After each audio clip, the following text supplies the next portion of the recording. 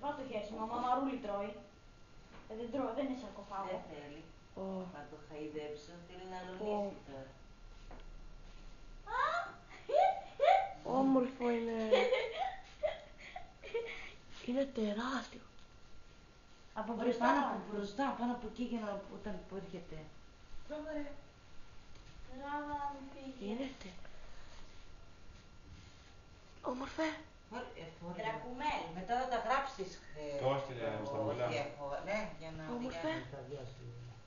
Ακουμπάει μόνο που αυτό ακουμπάς. Το νιώθει.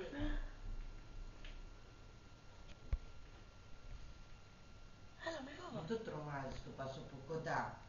Ρε μην κυφώ ρε. Νιώθει το ακουμπά με την ουρά. Εσύ τι λες? Είναι όμορφο. Όχι, Νικηφόρα ήταν αγριεμένος και είναι άσταλο. Απλά φοβάται, δεν είναι αγριεμένος. Κάτσε σε μια μεριά ρε αγόρι μου. Ανάποδα τον παίρνεις, ναι. Έλα δεις πως φαίνεται. Από εκεί, το ίδιο δεν είναι. τίποτα. Δώσε λίγο η μαμά. Εντάξει, ανάποδα τον παίρνει. Δηλαδή. Φαίνεται έτσι.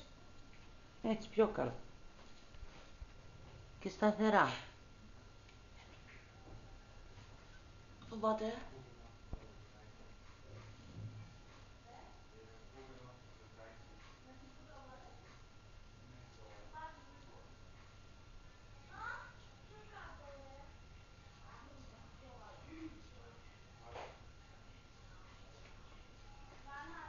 Όχι, τη σήκωσε.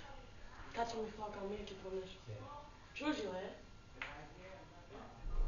Έλα. Ο Λευτέρης λέει ότι βαράει. Τι είναι ο Λευτέρης με τα ζώα, τι είναι ειδικός. Είχε και αυτός λέει. Αχ, πώς είναι το zoom. Δεν έχει την κάμερα. Τι λες, ο πατέρας σου έχει. Δεν έχει. Αυτό να είναι. Αχ, τη σηκώνει, κοίτα. Όταν τραβάει δεν έχει zoom, πρέπει να σταματήσεις. Ο Στέφανος ο έξυπνος έβαλε μαζί κοίτα. με το μποξεράκι το μαγιό. Δεν πειράζει. Θείο, κοίτα.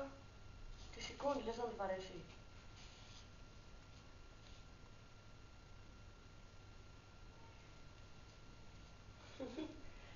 Δύναμη όμως, μαμά, κοίτα, τη σήκωσε όλη την ώρα. Γιατί τη σήκωσε.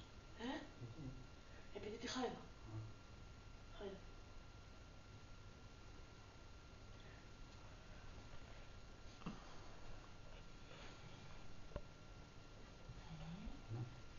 Τη γέμισε πόσο ώρα.